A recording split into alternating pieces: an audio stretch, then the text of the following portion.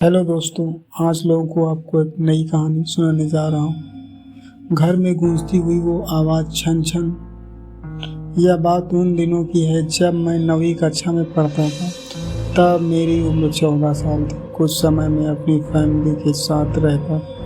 मेरी फैमिली में mummy papa और मेरी छोटी बहन भी थी। मेरे पापा गवर्नमेंट की नौकरी करते थे, इसलिए हमें सरकारी क्वार्टर में रहना पड़ता था। जब मेरा पापा का प्रमोशन हुआ तब हमने उस कॉलोनी में एक बड़ा सा फ्लैट ले लिया। उसके बाद हम नए फ्लैट में शिफ्ट हो गए। मैं बहुत ही खुश था क्योंकि मैं सोच रहा था कि मैं अपना एक अलग से कमरा लूँगा। पता नहीं क्यों जिस दिन से हम उस घर में रहने के लिए गए थे तब से मुझे उस घर में अजीबोगरीब बेचैनी महसूस हो रही थी। उस घर में मुझे देर से सोने की आदत थी क्योंकि हमारा टीवी चैनल वाला हर दिन को एक नई फिल्म दिखाता था और मेरे मम्मी पापा और बहन दूसरे कमरे में सो जाते थे। शुरू में तो सब कुछ ठीक था, लेकिन अचानक मुझे एक रात को जब मैं अपने बेड पर बैठकर मूवी देख रहा था तो अचानक मुझे रूम के बाहर से किसी की आवाज़ सुनाई दी। मुझे लगा कि मम्मी यहाँ पानी पीने के लिए उठी होंगी। मैंने ध्यान नहीं दिया, हाँ, लेकिन मैं टीवी का आवाज़ थोड़ा धीमा कर दिया। लेकिन 4-5 मिनट के बाद फिर से वही आवाज़ आने लगी। वह आवाज़ किसी औरत के चलने पर उसके पायल की आवाज़ आती हो, जैसे कि छन छन। बिल्कुल ऐसी ही आवाज़ आ रही थी। मैंने टीवी का आवाज़ बिल्कुल बंद कर दिया, लेकिन बाहर से वही आवाज़ आ रही थी, छन छन छन। जो आवाज़ सुनकर मेरा शरीर कांपने लगा और मेरे रोंगटे भी खड़े हो गए। आवाज़ लगातार आ रही थी और 4-5 सेकंड के लिए सुनाई देती थी, उसके बाद बंद हो जाती थी।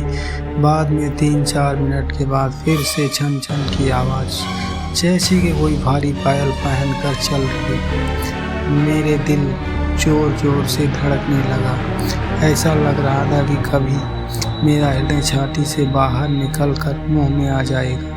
पता ही नहीं चल रहा था कि मैं क्या करूं। मैंने सोचा कि मैं अपने मम्मी पापा को भी उठाकर उनसे सारी बातें बता दूं। बाद में मैंने हिम्मत करके दरवाज़ा खोला तो अचानक वही आवाज़ सुनाई दी, छन छन छन। उस समय वही आवाज़ बिल्कुल मेरे सामने से आ रही थी। ऐसा लग रहा था कि कोई नई पढ़ती स्त्री चलकर मेरे पास आ रही हो, लेकिन सिर्फ आवाज़ ही आ रही थी। सामने कोई भी नहीं दिख रहा था और आवाज़ भी बिल्कुल स्पष्ट सुनाई दे रही थी। मैंने मम्मी पापा को जगा दिया और सारी सच्चाई उनको बता दी। मेरे पापा इस बात को मानने के लिए बिल्कुल तैयार नहीं थे। वैसे भी वही सब पूरी तरह नींद में थे।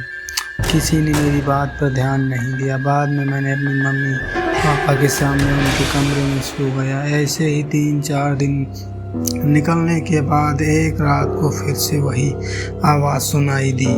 बाद में मुझे उस आवाज़ की आदत पड़ गई। आवाज़ आने का कोई भी समय नहीं था। कभी कभी वह आवाज़ 10 बजे या फिर 10:30 बजे भी आती थी, परंतु एक बात तो पक्की थी कि वह आवाज़ सिर्फ मुझे ही सुनाई दे रही थी और दूसरे किसी को नहीं। कभी कभी वह आवाज़ मुझे बहुत ही डर जाता था, लेकिन हमारी कभी भी कुछ भी खराब नहीं होना था। 8-9 महीने के बाद हमें एक नया फ्लैट मिल गया और हम वहाँ पर शिफ्ट हो गए।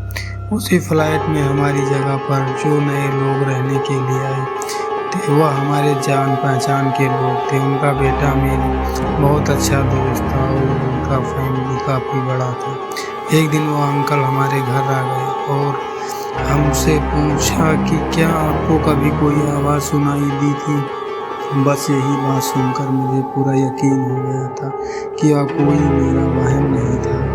उस अंकल के पूरे परिवार ने वही आवाज़ सुनी थी। आखिर में मेरे मम्मी पापा को यकीन हो गया कि मैं झूठ नहीं बोल रहा था। बाद में उन लोगों ने घर में पूजा पाठ करवाया। हमने यह बात जानने की कोशिश की थी कि उस घर में आखिर हुआ क्या था। तब जाकर पता चला कि उस घर में एक नहीं बल्कि 6 आत्माएं रह रही हैं। उस बातों को 14 वर्ष हो गए और अब मैं बड़ा हो गया। मुझे पता नहीं कि मैं क्या आज भी वही आवाज़ सुनाई दे रही या नहीं, लेकिन आज भी मैं उस आवाज़ के बारे में सोचता हूँ तो मेरे मन में एक अजीब सा डर लगने लगता है भगवान की कृपा से कि आज सब कुछ ठीक है। दोस्तों, आपको ये कहानी कैसी लगी? अगर अच्छी लगी तो हमारे चैनल को सब्सक्राइब करके लाइक कमेंट ज़रूर करें। धन्यवाद।